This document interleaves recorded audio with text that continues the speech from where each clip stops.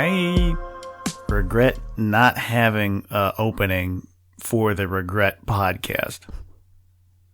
This is Coffee and Catastrophe with Brent and Gabi. Yeah, what's up? I just had no idea how to open this up. Usually we have like a little speech before we introduce each episode, but here I just have no idea. So our current catastrophe is that we don't have a story to talk about regret, but let's just launch into it. What do you regret in life? All right. Let's just spearhead this shit. What do you regret? All right. So like my biggest regret ever? Ooh, do you have that? Oh, yeah. Ooh, yes, I'm ready. What's your biggest regret? All right. This is quite the doozy of a story. So, I'm strapped in. It's good.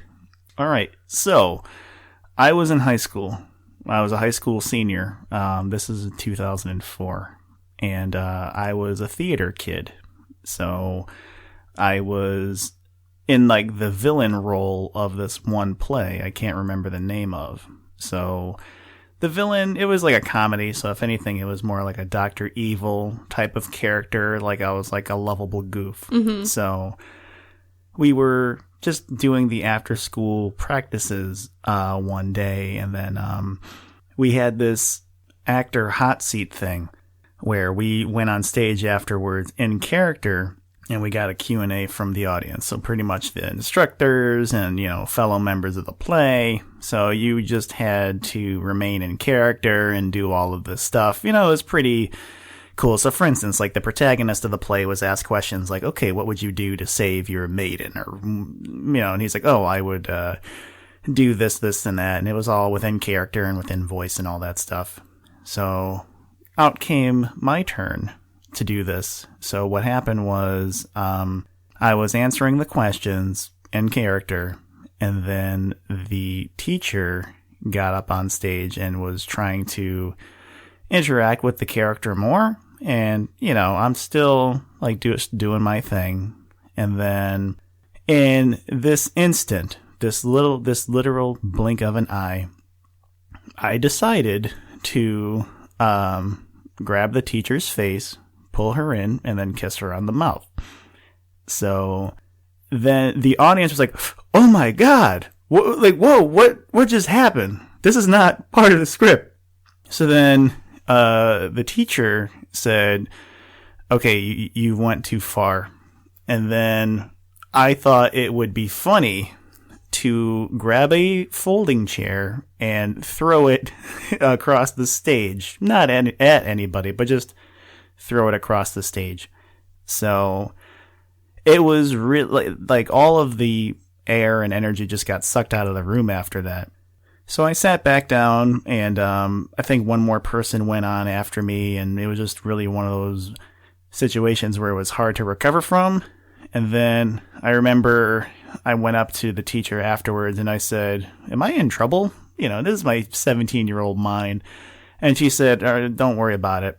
So then I walk home, I go home, I have dinner. I didn't think anything of it.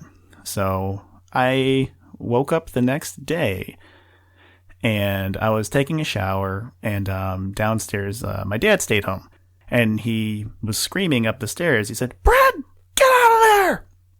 And I thought he was just, because I was in the shower for a while, and I was like, all right, fine, whatever.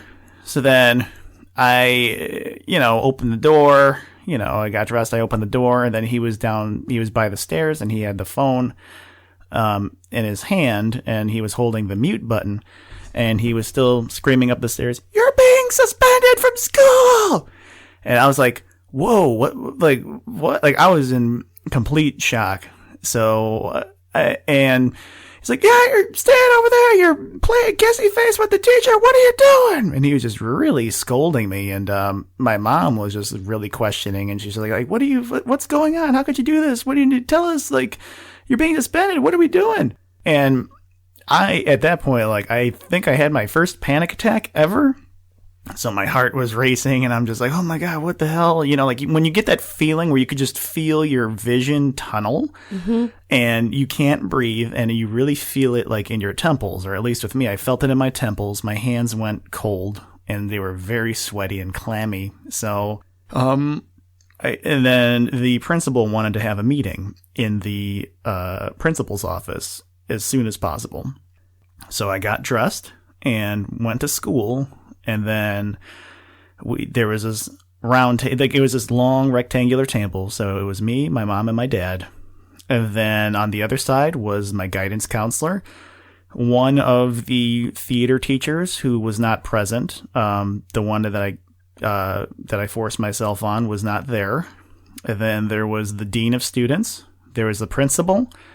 There was a gym teacher was there. I don't know why she was there. I think she had another administrative role that I can't think of right now. And there was a police officer. So the gym teacher said, like young man, we're gonna take you downtown, and so I thought I was gonna get arrested. So we sat down, and they had questions. They're like, okay, so here's what we heard. Trying to think, I'm not going to say her name, the teacher's name, but let's just, for the sake of this episode, call her Miss S. So Miss S went, she called, the principal, she called the teacher, like she pretty much called and just like, what the hell's going on? She was crying. She didn't know what happened. So, or couldn't explain why I did what I did. So then I tried to, and then I really can't remember everything that I said. I think in the moment I said I was trying to be funny, and I didn't mean anything by it, but I can't really remember all of the words because I was still in panic mode. Mm-hmm. But I know when I'm in panic mode, I'm not the most articulate person, nor the most genuine.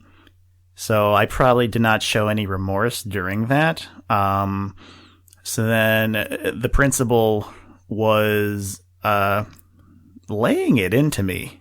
So he was, just saying like, how could you sexually harass a teacher? And I don't mean to use that voice to trivialize him or to mock him. It's just that if there's an image I could paint, just imagine this tall, brooding figure standing over you, and he's red-faced and shouting. Mm-hmm. So my dad, he was a good supporter, and he was a good advocate for he got my brother out of trouble in high school a lot. So the principal's office was never anything foreign to him. For me, this is like the first time I was ever in any sort of trouble. I was, never late, never had a detention, got good grades, and then this happened. Mm-hmm. So my parents said they were even shocked because, like, if this was my brother when he was in high school, they would be like, okay, he's in the principal's office this week. So, but with me, I was the quote unquote goody two shoes. So, the principal said, we're going to try to figure out what we're going to do with him. We're going to come to a decision. We'll let you know in a few hours. So I went home, and I got a very stern scolding and talking to from both my parents. And at that point, I was weeping, just feeling massive, massive guilt about what happened because it was something that was so stupid that I did. And I remember it was a Friday when this happened, and this is like in September 2004, and usually every Friday I went to the video store to rent a few movies, and I remember I rented a stack and tried to get my mind off of what transpired. So about 3 or 4 o'clock when school was over, I didn't go to school that day because the principal said, no, you're staying home. So I got a call, or the principal called my house and said, okay, Brent is being suspended from school for 10 days. No excused absences, meaning I couldn't make up any homework that I missed during that time. So that means, let's just say you had when I broke my ankle, those were excused absences. So I was able to make up my homework. All was well. I just had it on my attendance. This was pretty much stricken. This was on my record. Mm-hmm. So there was no way for me to make up this homework. And, my grades were to take a very huge hit. And I don't know, my heart's racing. I'm all kind of out of breath saying this shit. So I'm going to get a sip of water. So, and then the principal said if I had anything on my record so much as a tardy, or if I was even late 1 minute, I would have been expelled from school. So he said that I got off very lightly. And then my dad said, you're ruining the kid. This is not what should happen. So, but it did. I stayed home for 10 days means 2 full school weeks. I was the most popular kid in school. It was the news. It was literally everywhere. So I was thankful this was not on social media, because I got calls. I told my close friends what happened, because they heard, like, Brent, we heard what you did. And, they would always hear different little parts of the story that were either exaggerated or didn't happen. So I just told them, what happened. And I had a couple people calling me that I didn't even know how they got my number. And they're just asking me, like, what happened. So this was everywhere. And the teacher, from my knowledge, still went to school, and it was like this. I don't know. It's hard to describe. I think every year in high school, one big event happens, and that everybody knows about. This was it. So, most popular kid in school, and I sat out for 2 weeks. And then after the 2 weeks were up, I went back to school, and I was a unwelcome celebrity. So what started happening was, as soon as I walked in, every guy or every boy came up to me and was high-fiving me and shaking my hand and be like, oh my God, you had the biggest balls to do that. Holy shit. But none of the girls talked to me, and rightfully so. So I was this weird, crossover between a creep and a legend. So none of the teachers really talked to me. And what really hurt was I had Miss S for creative writing in study hall. So I was told that I can't be in the same part of the building when she's in, so I had to be pulled from her class and her study hall. So what they did was they stuck me in the freshman study hall that was on the other side of the building. So I had 3 study halls that semester. So I was actually able to catch up on all the homework I did, because I was just literally 3 hours back to back studying, Mm-hmm, mm-hmm. But, being 17 years old, you don't have any wisdom nor knowledge of tact. So I didn't really help my case any with some of the things that I was saying or doing around the school. But then, like, for instance, Halloween came along and I dressed up as a gangster. So I had this, like, really shitty ratty flannel shirt, and I only buttoned the top button, and I had a beanie, like, for a hat, and then I put a Band-Aid on my face, and, everyone said, Brent, look, just shut the fuck up, man. Like, just don't draw any more attention to yourself than need be. But, I was, pretty much, I didn't think that through at that point. And, other little things, like, people would have constantly asked me. And I remember one day in computer class, my buddy, leaned over and wanted to know the story. So I didn't think anybody else would hear the story because I whispered it. Little did I know, the whole fucking class was listening to what I was saying. And I had everybody's attention, just telling my buddy the story. So I wasn't really being sensitive or aware to the issue whatsoever. So then, on a random day, I think maybe mid-October, maybe a month has passed since I, did what I did, and I came back from school, or came back from my suspension to school. I'm in one of my classes, I think my American culture class, and then there's a knock at the door, like, knock, knock, knock. It's a police officer. So, the same police officer that was in the room at the long table a month prior. So he, the teacher opens the door, and the police officer says, yeah, is there a Brent? And then he butchered my last name because it's weird in Serbian. He said, yeah, is this Brent, blah, blah, blah, here? And everybody, just in unison, turned around and just looked at me and said, holy shit. So the officer pulled me out of class and talked to me in the hallway. And he said I was being served papers. I was being sued. I was having charges pressed against me, and I was going to court. and the court date was late November, kind of the week before Thanksgiving. And then I was freaking out. I'm like, holy shit, like I'm going to get sued, like my life is ruined. And then the cop, he was actually really cool about it. He's like, just wait and see what happens. Maybe she won't show up. Like, I don't know. I guess he was trying to just kind of calm me down and make me more, like, keep me more in the present. So I walked back in the class with this fucking court order, and it was really hard for the teacher to really talk about the Roaring '20s after that. So that weighed very heavily on my mind and my psyche for a month until the court date. What happened after that was there was this long build-up for the court date and trying to figure out what to say and what to do, and then the day comes. So I'm in the courtroom. I got there early. I was there with my mom and dad, and the clock is running down, and she's nowhere to be seen. And I'm like, holy shit, this is good. She's not here. And then I think 1 minute before the time she was supposed to be there, she shows up with the dean of students. So, and that was just like, oh my God, it was more serious that the dean was there. And then she had a lawyer as well. I think she had a state's attorney. And I didn't have any other legal representation other than my father.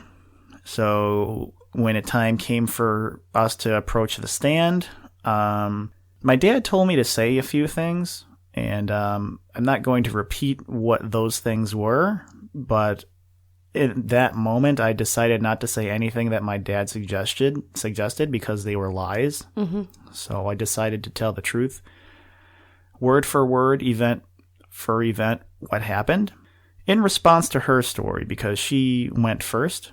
And there was her story was accurate. There were just a few things that were not true. So, like, for instance, she said that she pushed me away, and she did not, because it was just one little, I guess, peck on the lips, and then I backed off. And then I can't remember what else she said that was inaccurate, but it wasn't too much of a, it's not like she made up a crime I didn't commit type of lie. It was just an inaccuracy, but I just told the judge, okay, I just told the judge the truth. That was exactly what happened, minus these little details.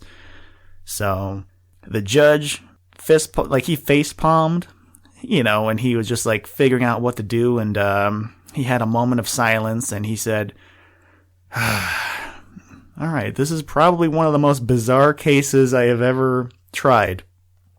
And he gave this speech about, I don't know what your deal is, but what happened here is not what you are being, what the charges are against you. So I was actually being charged for battery. Really? Battery, and not sexual harassment or anything. So that was what was on the form. So he says, I don't know if you have a crush on her or what it is. You just did something really stupid. I don't know what else to tell you, but this is not battery. And then he said, judgment for the defendant. So, boom, bang the gavel, and I won. So Miss S started crying in the courtroom right after that, and I got really emotional as well because this was all over. And then, I went back to the car with my parents, and I was so relieved that, because when you're in trial, and you have a case against you, that stays on your permanent record. So had I been sued for anything other than battery, I think it would have stuck. If it was sexual harassment, oh God, easily. But I guess in the state of Illinois, at least in 2004, battery had a different definition than perhaps what it is now. I haven't looked up the legal definitions, but I think the judge was probably thinking of, I punched her in the face, and then that's definitely battery. So after that, I still went back to school, and it was still very much the same.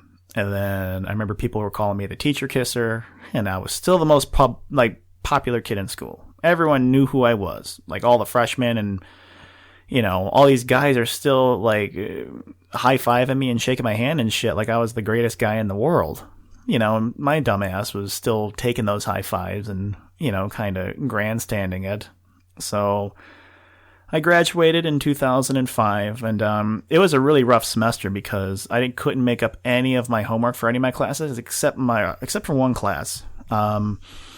It was my science fiction class, and the teacher I still am forever grateful for to this day, because he wasn't supposed to look at my homework, but he did. He said, look, I know you're reading the books. I know you're a good student.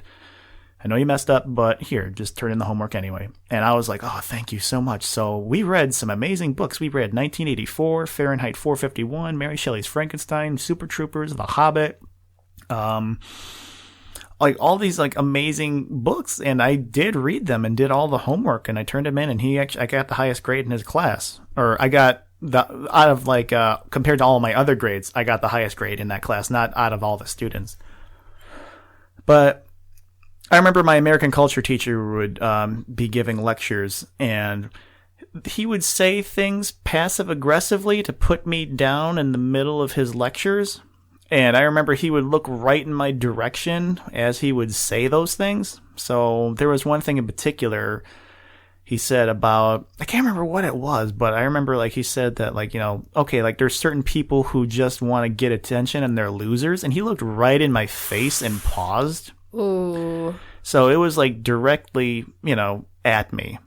Then I graduated in 2005, and then I thanked my science fiction teacher for letting me turn in the homework, and he seemed to really appreciate that. And I did get to say goodbye to a couple other teachers, which I really appreciated. And then, I was told by my guidance counselor that the principal pretty much made the teacher go to court and press the charges. So it came to my understanding that I'm thinking that the reason she was crying in court was she was fearful that she would lose her job, which I could very much understand, because at the time she was a young and newer teacher and she really liked the community. So the last thing you want is, some asshole kissing you in the face, and then you go to court and then you lose, and now you're out of a job. Thankfully, she never got fired or anything. She didn't lose her job over that. So that, and I remember the biggest, what I wanted to do to make things right was, at the time, the song Yeah by Usher and Ludacris was popular. Like, yeah, that one. It was somehow my goal to somehow get them to come to Round Lake and perform in a pep assembly, and then have them give a shout out to me and say, yeah, everybody thank Brent for coming here. And then all would have been forgiven. So my biggest regret is that I didn't get Ludacris and Usher to come to the high school to perform at the pep assembly. Bullshit. So, but that was a thought in my head. It was, I have to somehow get Usher and Ludacris here, and I didn't do anything. I didn't. It'll make everything right. I thought, dude, that's how good I thought that song was, and I'm not making that up. That's actually the thought that was in my head. Mm-hmm. So that stuck with me for years, still to this day. I remember I went to college right after that, and for the first 4 years, I just didn't make any friends. I was very shy, very quiet, very much filled with guilt and shame. And I would still hear about it, like in the wild, like from people. I'd be hanging out with a friend, they'd be on the phone with someone, and like, oh, I'm here with Brent. I'm like, oh, the guy that kissed the teacher? Yeah. So that's my legacy at that high school. So years later, it still affects me to this day, like where I have a certain stage fright, because that all took place on stage, and I was very brave before that, meaning in terms of like I would not be afraid of like groups of people or crowds or just what people thought of me. But then I forced myself on her, and then I just always had this kind of like darkness brooding, like kind of like, okay, don't go back up on stage, not because I'm gonna fuck up again, but because I always associated the stage with pain.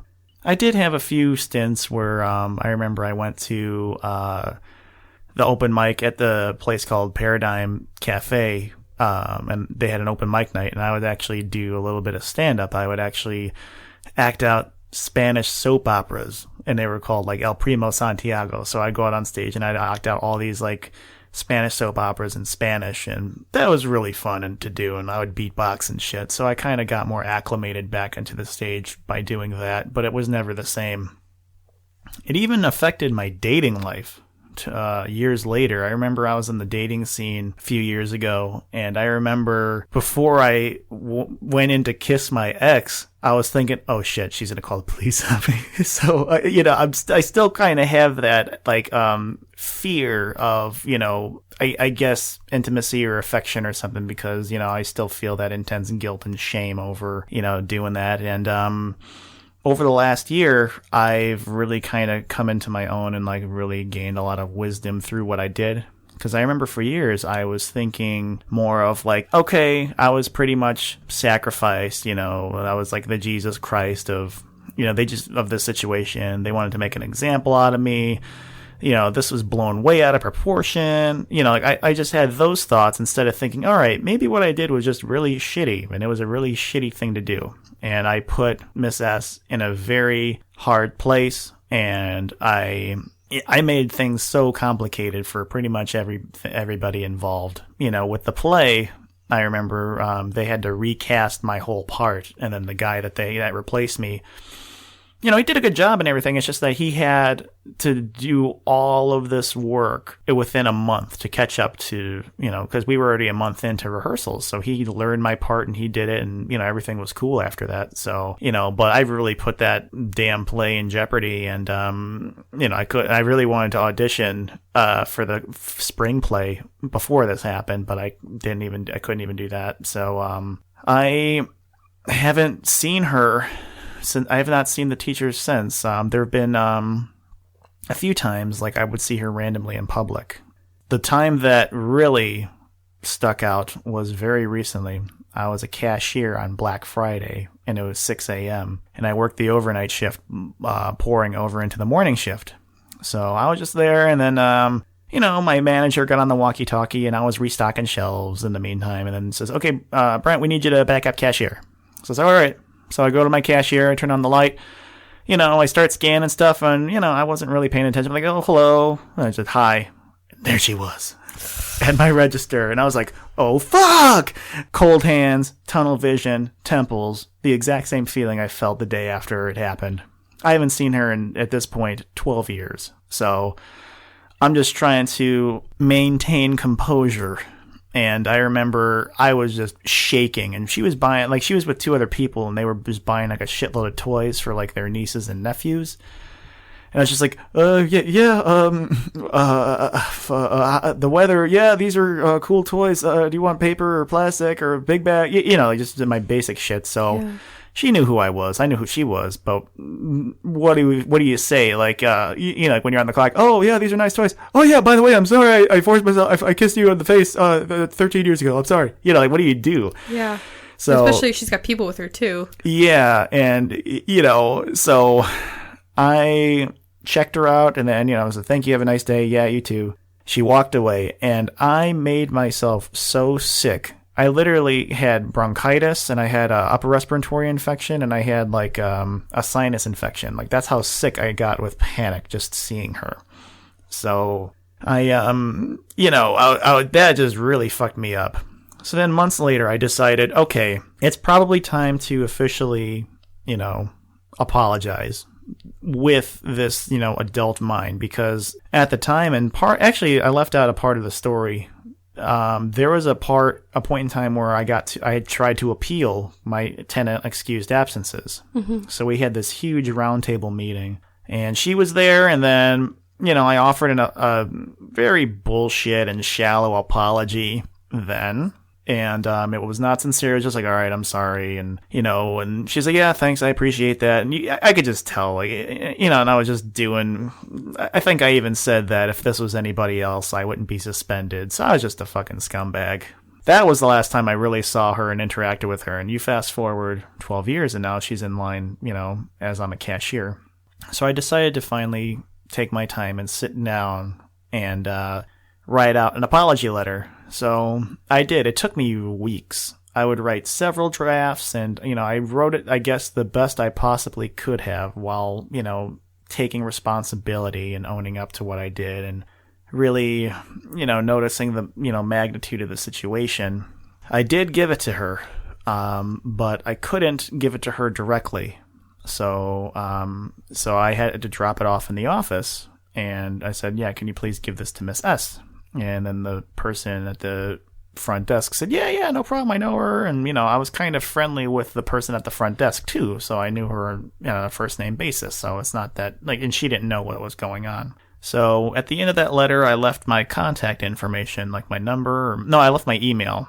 I didn't leave my number. I said, if you want to reach out, that's fine. I'll never contact you again. Just wanted to say sorry. I mean, I said it was 2 pages single spaced of all this stuff. So I never heard anything back. And this has been 2 years now. I will say writing that letter kind of made me get over it, but there's still a part of me that I haven't gotten past. I still feel that guilt and shame over what I did. Not only that, but it's still kind of pouring into certain stage fright that I have, or just even pursuing women. I'm just oh shit, I really have feelings for her, but I don't want the police to get involved. But it's all through my own doing. That misery was very self-inflicted, and I don't have any resentment towards her for doing the right thing, which was, standing up and, holding me accountable. And I just regret how, an immature, stupid 17-year-old kid, I'm carrying around that kid's baggage at 31, still to this day. That is easily the thing that I regret the most, because that has changed my life in so many other ways, to where it's going to take me a lot longer to recover from, and I don't know what it's going to take, and I'm not trying to say, what she's feeling, is not valid, and it totally is. I just don't know how she feels, because she hasn't told me or spoken about it on a podcast, at least that not that I know of yet. So, I did learn a lot. I learned that, sometimes, you want to feel closure and reach out and apologize, but at the same time, it would help if she did reach out and back and say, hey, look, I got the letter. I just want to say thank you. I just want to say you're probably a different dude now, and that's okay. So, just get on with your life, you asshole. That would have been fine. But nothing. But I realized, not everybody, if somebody demands an apology out of you, you don't have to say sorry. You don't have to say anything to them. Mm-hmm. So, and I'm realizing that, I'm just probably this part of her life she wants nothing to do with again. And I totally understand that. And she was one of my favorite teachers, too. And I really fucked it up. And, she kind of taught me a lot of confidence, with theater. And, she was a wacky person like me, too. In terms of, sense of humor. I decided in that moment, I said earlier, it was a split-second judgment, but I knew what I was doing. I was in the crowd beforehand thinking about what to do because I wanted the most attention. And that was just a part of myself that I'm still trying to reconcile, is that, I wanted all eyes on me, and goddamn, I was the most popular kid in the whole school, probably for a full year after that. My senior year of high school was completely ruined by my own stupidity. And that is definitely the thing that I regret the absolute most. And I'm just trying to figure out ways on how to reconcile the past. And I think with regret, that is just kind of this reliving of the past. And I've definitely seen it work. Because no matter how different my life is, you may be done with the past, but sometimes the past isn't done with you. All right, let's take a deep breath. Wow. That is a humongous story. I think this is only the second time I've heard this story. I think one time we had a very deep talk over diner coffee, and you spilled this story, and I was like, oh my god. And you hearing it again from you is just it's really hard, especially as a woman, when you hear, especially this is something that, I don't know, as a woman, I'm especially sensitive to, or whatever. Yeah, I think the biggest thing that we can take from this story is you really regret what happened, and the person that you were when you did it is not the person who you are now. I feel pretty secure in saying that. And in fact, you've it's been 14 years since that, if I did my math right. 14 years. 14 years.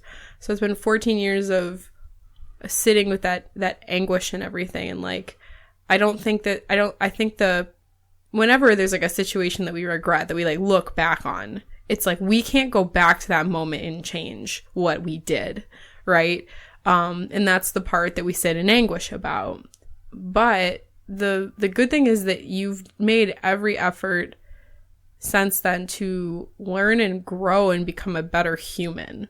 Like, you are not the person who did that, even though you are, you know what I mean? Like, metaphysically, you're not the same person. Physically, you're the same person. But that's a fucking doozy of a story. I have nothing.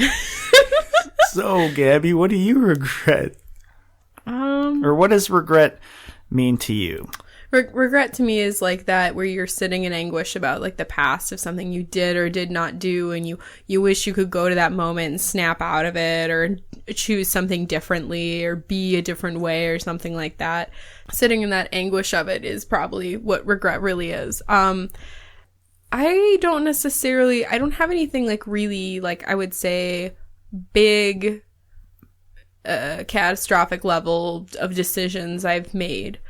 I think that the way my regret has manifested has been in like how I chose to use my time, or how I was feeling in certain moments. So for example, like, I kind of regret how much time and effort I put into my education and my career as teacher, and instead of using that time for like music and stuff. It's hard because I feel like the way I operate is I'm always thinking very like, for as artistic of a person as I am, I always really think pragmatically, because there's this part of me that was really affected by, I think, my parents' divorce, that feels like I have to be able to take care of myself at all times. And I kind of always had that like part of me, to the point that I remember when I was in middle school and like, you know, really wanting a boyfriend or whatever, and like people, and I had guy friends where they were like, you're too intimidating. And when I think about why am I intimidating? And I'm like, oh, because I'm smart and I can take care of myself, basically. I don't know. So I've always kind of been obsessed with this, like, you know, no matter what happens, you have to be able to put food in your mouth and keep a roof over your head, and because you're all you have. A lot of that was in my brain when I was going to school, and like I was like, oh, you know, music and art, that's not the sensible thing to do. Like, you need to take care of yourself and make sure that you can get a good career and pay off your student loans and, you know, whatever that was. So I really pushed myself through school. I did push myself as fast as possible, though. I graduated in 3 years instead of 4 because I wanted to have a full year off to make music or whatever. And looking back, I don't necessarily regret all of it. Maybe I wish I had the time or the energy, because I pushed myself so hard through school, and I also had a job throughout all 3 years I was in school that took about 15 to 25 hours of my time, depending on the week. I wish I put more effort into like building like my guitar skills, or like building up like a songwriting practice or something like that, or even taking better care of myself. Like, that's mostly like where I put myself, or I think about like regret. But now I feel like I have some wisdom about it, and I'm like, you know what, Gab, the shit that you were writing when you were that age was the music I was writing from like 19 to 22 wasn't very good at all. So I'm like much better at like being 25 and being like, no, it's good you didn't like put that out, because it was absolutely fucking shit. But maybe I could have used time to like become better at guitar, or like be better as a songwriter or whatever. But I didn't, and that's okay. One regret that I'm just starting to come to terms with, or something that I like wish I wouldn't have wasted my time on. I don't know if I want to call it regret, because I think that's a huge word, but something I really wish I never wasted my time on was hating my body and hating who I am as a person. Because, you know, we talked in the insecurity episode, like from the time I was like 8, I've like had weird body relations with food, just like horrible negative thoughts about my body. And putting all of my worth in my physical form and comparing myself to every girl my age. And yeah, and the sad thing is I look back on those times where I was like starving myself, going through cycles of binging and purging. Now, when I say purge, I didn't physically make myself throw up, but I would do things like overexercise or like whatever. And I've never been diagnosed with bulimia or anything like that, but I don't think I have anything concrete like that, but I can say with certainty I have had unhealthy relationships with food in my body. But when those moments, when I was doing those things and I was like the skinniest I'd ever been or whatever, it wasn't enough. It was never enough. I was never, when I was at my thinnest weight, so I gained about 15 pounds in college, which is totally normal because your activity level changes. And unfortunately I was engaging in those binging behaviors and kind of putting myself in that cycle or whatever. When I got out of college and I was working for that year because I was like, oh, I'm going to take this year off and make music. Is that what happened? No, I ended up working and taking care of myself and doing what was pragmatic, which is I got a job and I was working, many, many hours. And then I got a new job and worked many hours to figure out what grad school I was going to go for teaching. And I didn't make a lick of fucking music that year.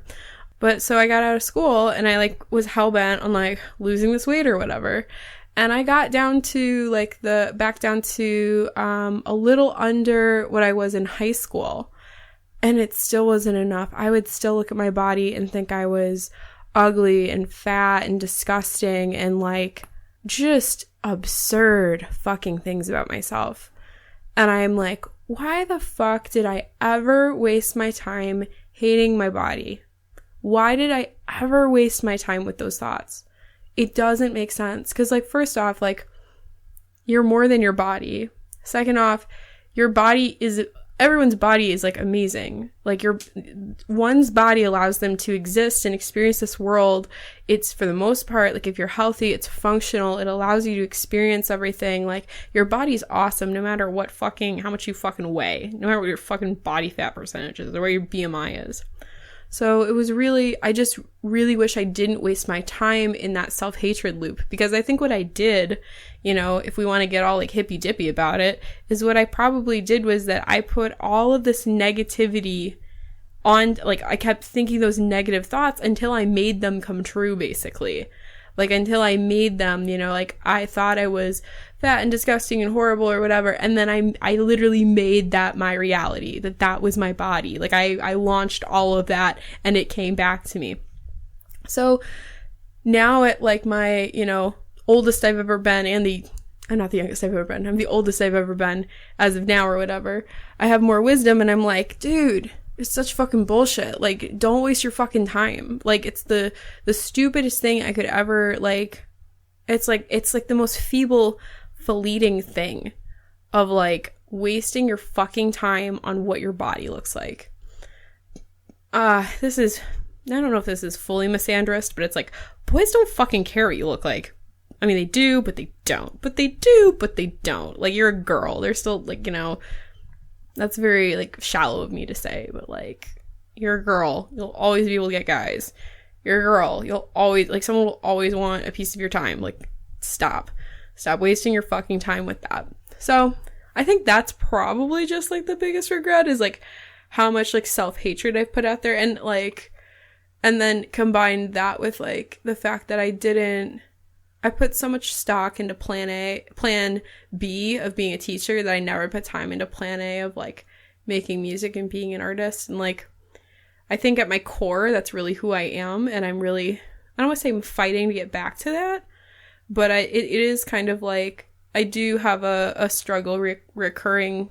I have a recursive struggle of struggling between wanting to make art and be the person I am on the inside versus doing what's practical and pragmatic. And that's not to say that I'm not multifaceted and who I am as a teacher is a part of me, because I think that's really true.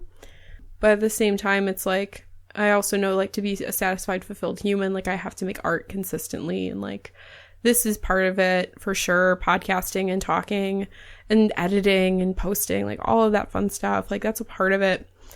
But yeah, I think that's my biggest regret. I think maybe sometimes I think about regretting being in my previous relationship for as long as I did. I probably could have not been in it for so long, but I did. But I also, like, I can't really say I regret anything fully because I feel like it's garnered so much wisdom looking back. Like, yeah, if I hadn't wasted all that time and mental energy hating myself, what could I have done? Probably some other great, amazing things. Or like, if I didn't spend so much time with that person, like what else could I put stock in? You know, like, you know, he's an amazing artist and he accomplished a lot in his art career when we were together. But I never made music. I never like did any of my shit. And why is that? So yeah. That's my regret. So what's the stuff that you're doing now to alleviate that regret? Well, I think like I said, looking back on it with like wisdom instead of like trying to look back on it with wisdom and like what can you learn like from then so that doesn't happen again. So like for example, like I'm really working on like a practice of like gratitude with like my body's fucking awesome. I'm so grateful for every day that I have in this vessel. Like, it's allowed me, like, so many things to run, to jump, to dance, like, everything. Like, it allows me to experience this world.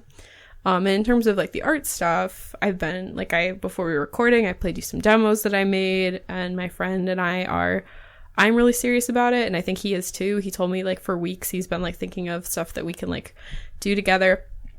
So I think it's mostly making sure every single day I'm doing the things that serve me and make me feel better. So being grateful that my body is healthy, and how I show that gratitude is taking care of myself, eating nutritiously and working out every day, or taking 30 minutes to practice yoga every day to center myself before I move. And the same with the music, but making the space and time to write and to play guitar and to experiment and stuff like that. Like, I looked at my guitar this morning and I was like, baby, I haven't played in like 2 weeks. I need to get on that. And so, you know, like just making those changes making those changes that you know will serve you and will make you not regret. Because I know what I feel bad about that I wasn't doing. So now I just do the thing that I should have been doing the whole time. And there you go. Now, long term, maybe I will regret changes I've made in my life. I told you before this podcast recording, you know, this next year is going to be a lot of change. I have goals and my eyes set on a few different things that I can't talk about right now, but that will be coming my way. And it's going to be big, and it's going to be like big decisions and changes happening. And like, that will be, you know, maybe I'll make those decisions and then years from then be like, oh, that was the wrong fucking decision. I should have done this. But only time will tell. So right now, those are the only couple things I have the pleasure of regretting.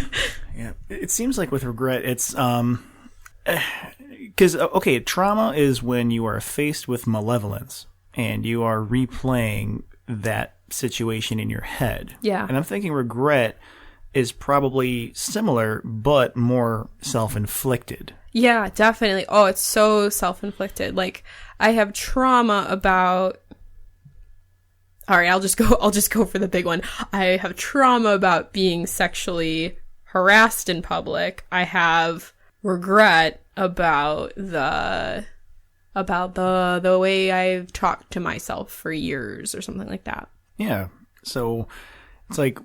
I also notice like reconciling regret has to deal more with decisions that we make, that only through wisdom do we know just how bad those decisions were in the past. Yeah. So like even like I think there's a lot more regret. I mean, there's probably a lot more regret than people say, but I often hear people say, okay, I have no regrets with my life. Even though they might have done some fucked up shit, they are now in a place now where they know not to do that again. Mm-hmm. So I do believe that to be true, that you can get to a point in your life to where you don't have the past in your present. Yeah. but it's one of those things where it's like, fuck, what do you do like during that time when you do regret? Like, is it such a trivial thing? Like, so for instance, like if you meet your goals next year, and let's just say maybe one of them was the wrong decision, not based on having the goal itself, but where that goal takes you. That could be something that you can get a quick fix of and like reorient yourself back into, the world or back onto your other goals. It sucks like when it's personality related, like, do you feel that maybe there's anything that you've ever said to somebody that you've regretted? Oh, yeah. I've certainly regretted things that I've said. Like, there's individuals that I've dated that I certainly regret, like, making that decision, or I'll regret putting stock in things when I thought there was stock in it, but there really wasn't. Like, sure, but that's almost like I always chalk it up to a learning experience, which is probably the easy, like, if you want like the quick route of like getting over regret, or is like, all right, what did you do that you should have done? Okay, now just do that. I mean, don't worry. Like, I know it's the hard part is like, okay, now stop playing the feedback loop from hell and just playing it over and over and over again in your brain of what you fucked up on. Like, yeah, no, that's really tricky. But at the same time, when you can learn to do that and give that up, like Toni Morrison has this quote, it's like, if you want to fly, you got to give up the shit that weighs you down. It's like, all right, that's like bringing you down. You can't like deal with yourself. Okay, like what's going to help you? Like let's take the example of like a person harmed another person. Okay, so what therapy, what treatment center are you going to? What are you making sure that you're changing as a person so you never hurt somebody again? Or like, what are you doing? Like, how are you gonna live with yourself after that? Or like with me, all right, I spent years of my life hating myself for no fucking reason other than looking at myself as I thought others perceived me or whatever. Like I had this idea that everyone who saw me must think that I am like, that sees every flaw that I see, that they see this like person who isn't comfortable in their own skin and blah blah blah. Like, okay, instead of that, I'm just gonna be confident and love who I am and take good care of myself, and then I'll be in a better space about it. See, I think I do agree with you, and I think where I'm at is I'm just like, if I really want to get famous like hip hop artists to come and like play for my benefit, I gotta be more on the ball. Yeah, I gotta make phone calls and emails and stuff, because rather than just hoping they appear. Yeah, and then just like plug my name, Yeah. But isn't that sad that like in your high school brain you thought that would make everything right? I really did. Like, I'm not joking. That thought was in my mind for months, like up until I graduated high school. Like even up until like prom, I was like, okay, is it too late to call Usher and Ludacris and have them, come bail me out of this shit I got myself into? Dude, that's like a straight up like teen movie ending, is like horrible thing. Then Usher and Ludacris show up, give you a shout out, and like freeze frame, everyone's chanting your name. Like, end movie. Yeah. So I had to just reconcile just being so stupid. Yeah. And, but I still feel the weight of the past pulling me. Yeah. So I do think that, at least with regret, the best thing about it is that it could at least be alleviated through meditation on making the best decision for you in the moment. So I think everything that people do regret is based on some sort of impulse, as opposed to like a long, critically thought out, decision. Or at least like a pattern of behavior that like seems like automatic. So like the negative thoughts that I had about my body, they're just automatic. Like I cut that neural pathway so fucking deep that it was just automatically there. I was always looking for it and listening to it, rather than like trying to be like actively interrupt it and be like, no, fuck that. You're not ugly. You're not fat. Fuck you. The fuck you isn't to like the fuck you isn't to myself. It's to the like the negative neural pathway or whatever. You know what I mean? Right. So yeah, like no, I think it's an impulse, or it was an impulse, and then you cultivate it into a pattern of behavior or thought. Yeah, and I notice most impulsive decisions that everybody makes, they never lead anywhere good. Most impulse. I'm trying to. Yeah, actually, let me think. Is there an impulse decision that I made that I was like, yeah, this served me well? I'm okay. It's beyond fuck, what soup should I get? Should I get broccoli cheddar or beef rosa marina? All right, I'll get the broccoli cheddar. Okay, that was a good decision. I mean, I'm talking about like life. I actually have an example. So like I impulse bought this jar of pickles at the store and they're horrible and I hate them. Oh. $4 I'm never getting back. That's like worse than I was like, no, it's bad. They're like this. They're like spicy garlic, and I was like, I love spicy garlic, but they're sweet, and I'm like, oh, I hate sweet pickles. Damn, you should have opened with that story. Fuck. I wasn't thinking about it, but yeah. Or like, okay, so example, I just like recently had to buy a new car. Oh shit, did you see that? Do you know about that? I bought a new car? Yeah, you told me 2 weeks ago. Okay, good. I was like, I can't remember the last time I saw you, and I was dead. I was half dead last week from being sick, but all last week. But so like that is something I don't regret. Like I don't regret the fact that like I bought a new car because my old one was dying. Sure, like buying a car is like such an experience that fills you with like regret and hatred and pain for humanity. Yeah, there's just absolutely nothing makes me want to gouge my own eyes out or another human being's eyes out like a fucking car salesman. But anyway, like I don't regret the fact that like my car was dying and so I had the means to take care of myself and buy a new car. Like I don't regret that I spent the money that I'm cultivating for a down payment on a house. I had to in that moment spend it on a car. Like I can't control that. Like I there's no reason for me to regret like, oh my god, if only, blah, blah, blah. If anything, I'm like, wow, I'm so glad I didn't, like, keep up with regular maintenance of that car, because it ended up fucking me over. Blah, blah, blah. I don't know. There was a point to this, but now there's not. Well, I mean... Welcome to life. Not an impulse decision that could have been a regret, but now it's, like, much better than having your old piece of shit car, you know, so like, here you go. That's an impulse that, like, was good. Right. My impulse was, okay, I'm going to buy a new car. And it served me well. Sure. Spent money. Lopped off my right arm for it. But whatever. Yeah. So, because I'm really trying to get to the heart of regret without referring to like the dictionary. Only because I think regret is a feeling as opposed to just a regular term. So I'm thinking if there's a way to,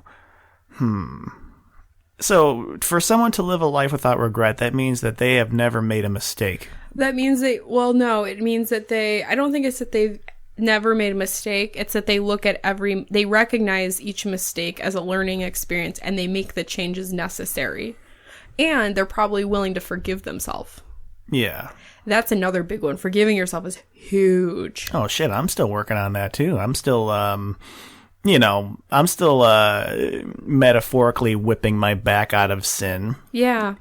Just like over the shit that I've said and done. And even with just how I interact with people on a daily basis, like there's certain things that I just say that I don't catch myself saying in the moment. And I like go home, like on the ride home and like Oasis is playing on the radio. And I'm like, oh my God, I fucking said what? Holy shit. You can drive yourself fucking nuts doing that. Or like an example, if you're like dating and like you say, like, let's say you thought the date went really well and then you don't hear back from that person forever. Then it's, oh my God, what did I say? Oh my God, what did I do? Oh my God, did I not look pretty enough that day?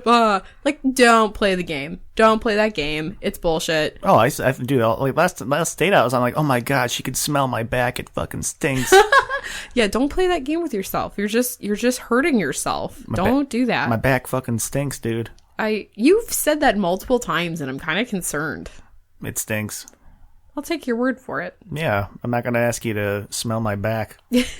Next time on Coffee and Catastrophe, Gabi smells Brent's back. And then, like, the opening story is just you heaving into a toilet. And you're like, oh, it smells like it smells like a rotting corpse was in a sewer drain.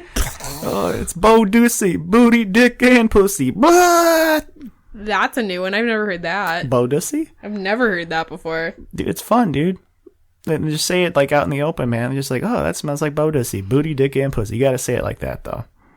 I don't think I can say it like that. Yeah. So I think the fact that like I'm neurotic and have like issues with anxiety, they really amplify all of my feelings of regret. Yeah. If you have a neurotic thought pattern, for sure, it will make you feel that way. And to that I say, don't do it. It's like when you go to the doctor and you're like, it hurts when I do this. And the doctor says, don't do that then. Right. I know. And it's so easier said than done to be like, Brent, just stop being neurotic. Just stop. No, that's even transferred over to like good decisions in my life, you know, like cutting out people I don't want in my life anymore. That's still like met with some feelings of regret that I have, but I'm like, wait a minute, like this person was so fucking toxic to my life. Why would I want them in it? Yeah. And I made the decision to finally just say, hey, I'm not going to have enough of your shit. Cut them out. And I'm like, oh shit. See, I did the bad thing. It's easy for me to be like, yeah, don't do that. Like, it's easy. But maybe you have to think about like what are things that you could do to help change those thought patterns or like those feelings, because no human deserves, okay, there's some people in this world who deserve to be mad and should be aggressively upset at everything that they've done, like repeat offenders of like assault or rape or pedophiles. Like, those people should feel horrible every single day of their life. Murderers, you should feel horrible every single day of your life. But if you haven't done that, just short of that, you know. Okay. So, but sexual harassment is good. No, I never said that. That's not rape or murder or assault. I never said that. So, do you think... All right, I'm going to ask you this. Do you think you deserve the pain you're feeling because of what you did 14 years ago? Ooh. Because that's the core. That's at the core of it. Do you feel that you deserve that anxiety and the weight that you carry because of what you did? I think the first few years afterwards, yes. But as a 31-year-old man now who's starting to get gray whiskers in his beard, I think it's time to move on. I think that you've carried the weight. You've educated yourself in more ways than one about what you did and like what was motivated by it, and like not only personal things but the culture and society that made that an easy decision at the time, or an impulse decision, or like whatever it was, like whatever it was, like you understand it. And also you actively, you know, were like, you know what, it's time, I'm gonna make a formal apology. And you did. And like, it really is like obviously, you know, she doesn't owe you anything, and like, or you know, it would be great if one day Miss S would say, yo, got your letter, done, like, you know, whatever it is, whatever she would say. But just short of that, you've done everything to alleviate that sense of regret, because you've educated yourself. You know what you did was wrong. You know, you tried to formally apologize. Like, there's really, I don't know what more you could really do other than build a time machine, go back in time, slap the shit out of little Brent, and then make him not do it. But even then, was he enough of a shithead that he would listen to you? Another story. Well, now little Brent is inflicted with, yeah, some fucking guy that looked like me with a shaved head came out of a time machine and slapped the shit out of me, and I'm like, what? You can travel through time? And wait, is this really me from the future slapping me? Why did he slap me? And now he's like traumatized. From future, now there's a new trauma. It's not when he forced himself on his ass. Instead, it's like, myself from the future came back and slapped the shit out of me? Yeah, so now I'm like, I'm trying to tell people, and like, okay, like, so you're telling me that you saw somebody came through a time machine when you were in the play, and somebody that looked kind of like you came out and slapped the shit out of you, went back into the machine, and you never saw him again. So now everyone thinks I'm crazy. So nothing would have changed. What the fuck? I think I was destined to fuck up this magnanimously, or if that's even the right word. But I don't know. But part of me does think that had I not done that, I was very arrogant in my youth. So I'm wondering, would I have fallen harder? Would I have been a shittier and worse off person than I am now had I not made that mistake? Or was a tragedy waiting for me? So like, for instance, maybe I don't know, like, I think I've mentioned this before, maybe I would have been on my way to a concert or something and gotten into a car accident and maybe have died. But I think now the only thing that's really kind of keeping me going is my new perception just on life and on things in general. And I don't think I would have come to that had I not fucked up so hard in my youth. So in a way, you made it a learning experience. You made it something to grow from, not to stunt you. Yeah. So now I have to reconcile the fact, like, okay, I have sexually harassed. Technically, and what do I do? Like, is it you know what I'm saying? Like, was it the youthful mind that made that decision? And the fact that, like, so much time has passed and it's like, okay, you did that, you were 17, or was it the time that I did it in? Because in 2004, like, no, nobody gave a shit. The talk about sexual harassment was non-existent. No, if anything, that was pretty much a training video in the workplace that would just say, like, don't do this. Like, hey, baby, show me your legs and get a promotion. Like, that's pretty much all the talk was in a training video. But now it's a lot more light is being brought to it. And I think rightfully so. No, 100%. In fact, actually, that's kind of part of my education is to go around and then just tell people, like, yeah, that's fucking sexual harassment. Don't do that. So, well, yeah, think about if you had that training as a kid, like if you had that, like if you had someone to be like, yo, doing X, Y, and Z are all harassment, and you're throwing around your weight as a man in this world, in this stupid power structure that you're privileged upon or whatever, like, don't fucking do that. Like, I was overjoyed when, as a teacher, we had, like, a group come in and, like, educate our students about, they did everything from, like, consent to, like, a crash course in consent, rape culture, like, I don't know, it was just really awesome. And to, like, I loved, like, my seniors, but especially, like, to hear senior boys, like, actively, like, yeah, that's fucked up, like, no, that's not right, and, like, get it. It was fantastic. And it's like, shit, this is what we need more of. Let's keep this shit up. I mean, even I've seen, like, videos where they do, like, age appropriate consent stuff. It's little, we got kindergartners and they have a puppet, and it's like, would you like to give so and so a hug? No? Okay. And they move on. Like, does that tiny age-appropriate consent stuff? Obviously, you don't sit the 5-year-old down and you talk about rape. Unfortunately, sometimes that has to happen, and that's disgusting and horrible. But think about all the education that is happening right now, and that the direction things are going, and, like, oh, eventually, like, everyone will understand you shouldn't do these things. I think the world has also become a better place to where you can actually reach out to Ludacris and Usher, like, through social media in case you ever fuck up and need them to come play a concert at your pep assembly. I'm putting a pin in that one. Nope. Okay. But I'm going to regret saying that, like, after the podcast. So well, that's just your anxiety. That's just your neurosis. Yeah. That you play back everything. Like, I don't know, like, I have generations of anxiety that have just been embedded in me, and I just need to find a way to break it from this generation onto the next, because, I don't know, it's weird because, like, that's just the way I think and deal with shit. So I think it's weird because my regret has really been, like, the oil to the fire of my anxiety and, like, my brain. Mm-hmm. So had I not done this, I'd still be, like, neurotic and filled with anxiety, but maybe I would have done something even a lot worse, like, just due to my, like, youthful arrogance and unawareness. But I guess, that's kind of the trade-off, but just finding a way to, like, let go of the past. And I don't know, maybe the solution is I just be gay, because I did that shit to a woman, so now I just gotta, focus on hey, who knows? Fuck it. I regret saying that. Okay. But, Brent, you and I know how this works. You can't just decide to be gay.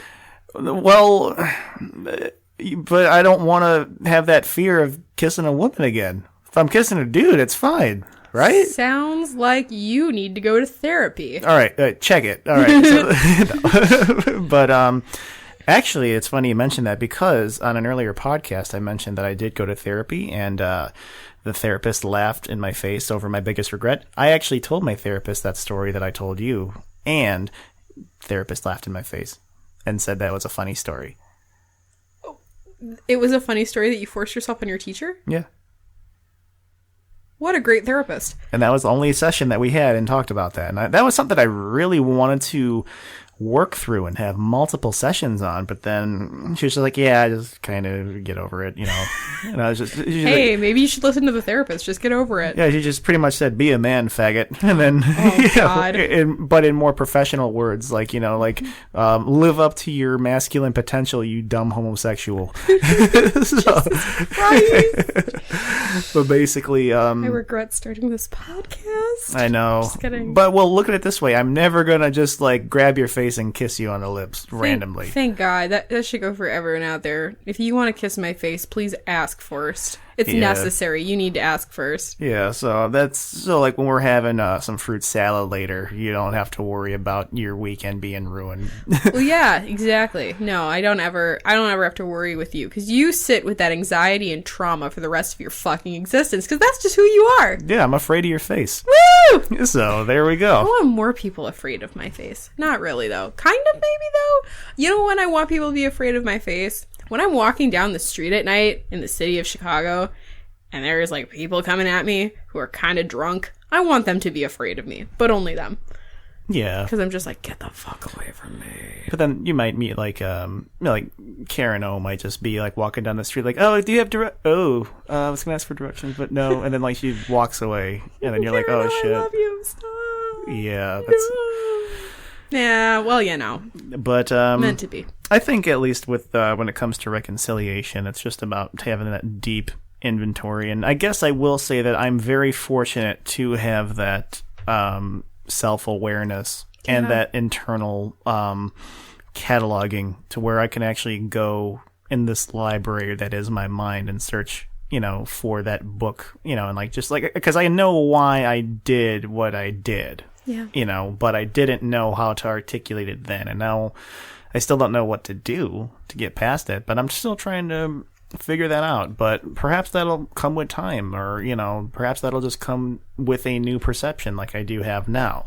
I'm thinking, okay, so I have this fear with being on stage. I have this fear because I was trying to be funny. And that's like my fucking dream. My dream is to be a comedian. So if you have this much anxiety and fear about trying to be funny, like you can't really make it out there. But I'm still thinking, okay, so what are the qualities of myself that I can use to make this place better? And there's still things I'm learning about myself. Like, for instance, everybody that I'm around, whether it be friend, family, or acquaintance, pick up my lingo and words and use those words as kind of part of like their vocabulary now. Mm-hmm. So, for instance, pussy tits. Pussy tits. See, you know what I'm talking about. Pussy tits. I say that. People just say that in, they just say that now. Like I in my job at the warehouse, like I refer to certain activities that we do in the workplace that have nothing, like they have no relation to what the hell we're doing, but we do it. And the thing is, everybody says it now, and we just love doing this shit. I'm not going to say what some of those things are. It's not that they're, so filled with regret. It's just I don't want to give the secret away because it's fun. No, it's your secret. It's your fun little thing. But it's like I'm saying certain things. I'm using words and people are listening to what the fuck I say. What am I doing right? Everything. So maybe keep the neurosis up because it's helping you out. I know, man. I need this fucking darkness. Isn't that crazy? Isn't that crazy? Like that the darkness and the things that you hate and like those moments where I'm like, oh my God, I just want to sing into the earth and disappear forever. Like this is somehow works for me. Yeah, what? Can I just get a hybrid car? Like, can I just run on electricity and not fucking gasoline? Like I just, that's the only way my car can move is if it's just like, just guzzling all this like just noxious fucking, like, gas. Noxious gas, just guzzling it. That's, I don't think that as artists you have to be like depressed or do drugs or anything like that to make good art. But boy, does it give you source material. And you get so much creativity based off of it. I would, like, literally the working title for this record has been Sex and Death because it's all I fucking write about. Sex and death? Sex and death. Any of them at the same time? Yes. Dude. Most of them. Most of them are about sex and death at the same time. The 3 songs I played for you, let me see. Okay. I played 3 songs for you. 2 of them about sex and the death at the same time. I can't wait to see you go out on stage and sing all this stuff. And I'm going to be the only guy all the way in the back, like just sitting down and like just watching, like, you ever see Strangers on a Train? No. there's a very infamous scene in that Alfred Hitchcock movie where there's a tennis game going and the ball is going back and forth and everybody's head is moving left to right, and in the center of the screen there's just this guy looking straight ahead. That's gonna be me watching your show, but not to try to creep you out, but that's just how I enjoy art. Like I don't dance or move. I just I politely sit and observe, and maybe I'll clap, but I will very much be absorbed into whatever you're doing on stage. I'm very excited to have you there. I'm very excited for all of this to manifest. It's going to be good. But I think at least like in terms of like the stuff that you have regret, I think just during the time that I've known you, it's been really cool to just see you come into your own and really using honesty to your advantage, and just like having you like say like exactly how you feel, and like what's totally like working, and like even like in like some of your like bad days, like you're just like, okay, I know what this is, and you're working through it. And I just think that's such a irreplaceable tool to have. Thank you. Yeah, no, it's honestly like honestly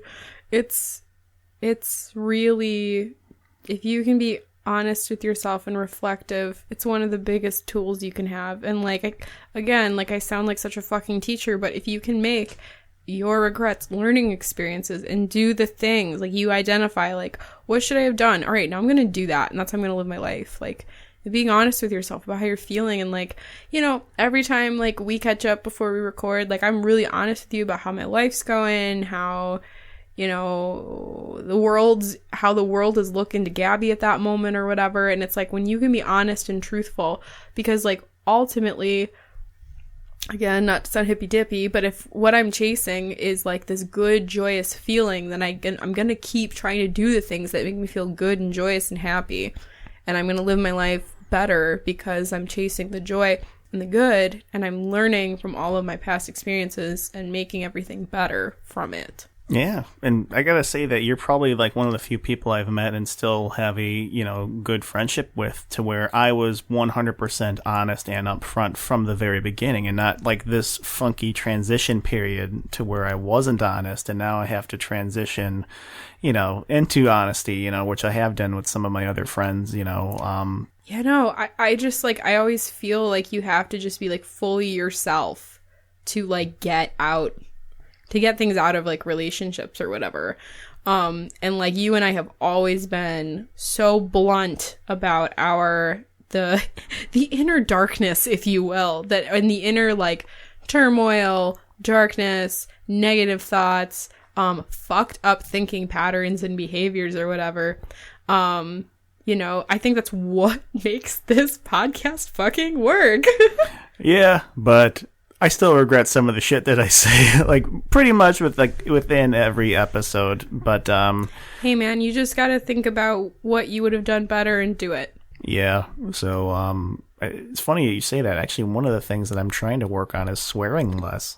Oh my god, it's so funny you said that, because I've been thinking about that too. Yeah. But like, here's my thing. Like I fuck might be my favorite word in the English language, and using it purposefully, because like, I was like a fucking punk kid. Like fuck was every other word. Like it didn't fucking matter to me like when it gets dropped, and like I forget that it's like powerful to people, and I'm like, shit, fuck, balls, pussy, like I don't care. And like then people are like, oh my god, watch your mouth.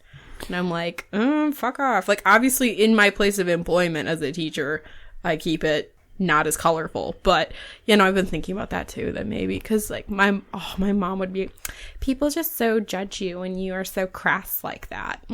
Fuck them. So anyway, I've had some of my best conversations with people like using swearing, but I'm realizing that when I do swear, I'm not really thinking about what I'm saying. Yeah. And when I'm trying, like even unconsciously not swearing, I'm aware of more of the context that I'm using, instead of just saying like, yeah, my fucking shit on my dick. And I'm just talking about like the grocery store list or something, Yeah. But, I think mostly like as long as you use it purposefully, it's fine. Like, you probably shouldn't use it as a filler word. Like, I was fucking going to the store, and I'm really bad at that way. Like fucking, like, that's, like, yeah, don't do that. Yeah, I don't think I could ever give up the word motherfucker. I mean, especially because it's part of my own personal pronoun. So, like, I want people to refer to me instead of he. I want people to say, this motherfucker right here is my person. So, for instance, instead of he is a hard worker, I want them to say, this motherfucker right here is a hard worker. Come now, don't trivialize people choosing their pronouns. Come on. Yeah, so don't trivialize mine. See, again, I'm just crying. This motherfucker right here. See, I'm just trying. But I think in any place, as long as you still, or in any case, not in any place, in any case, if you have that inward reflective part of yourself, and some people clearly don't have that. There's some people who are so miserable and they don't have regrets because they don't see what they're doing as regretful. But you could still tell that they're some of the most miserable people walking around. They're just like angry all the time, and they're making life very difficult for people who are close to them. But they don't see what they're doing, but they know that there's something wrong. There's no like unity within their self-perception and their actions. There's no purpose. It's kind of like how worry, there's no use in worrying about something because worry doesn't cause anything to happen except make you feel bad. Yeah. Regret's the same way. Regret doesn't make, instead, like if you're going to use regret as the tool that it is. Regret makes you feel bad. Okay, so you're feeling bad about X situation. What about X situation made you feel bad? Okay, so then instead, how should have you acted in X situation? Okay, now you know what to do in the future. No reason to have regret. No reason to have worry. Worry, anxiety, again, it's really easy to say, harder to do, but it's like that thing of like, this isn't helping you. It's making you feel bad for no fucking reason, so don't use it. Obviously, there's like healthy you stress, you anxiety, where like, oh, I have a huge concert I'm going to play. I should be a little nervous in practice. That's one thing. It's another thing entirely to just like walk around fearing and being upset about everything. My Fitbit thinks that I've been walking for the past 2 hours. That's not true. Well, yeah. Well, you've been jogging your memory. So, all right. Well, I'm thinking that there is a way to get past regret, but there's also a time and a place for it to happen. And if you are like me and living with like one or maybe even two or even several forms of regret, just sit down, have a goddamn cup of coffee, and just really think about what you can do to transform yourself and to never do that again. Because at least memory helps you with knowing not to do certain things again. And I think regret's that feeling. It's that lingering memory, Agreed. So, Totally. But yeah, so this has been Coffee and Catastrophe with Brent and Gabi. Thank you guys for listening to all of our existential quandaries. Look us up on Facebook at Coffee and Catastrophe. We are on Stitcher, Castbox. Subscribe to us on iTunes, and we are going to be soon live on YouTube. Yeah. So thank you guys for listening, and you guys take care of yourselves and be good to each other. Bye now.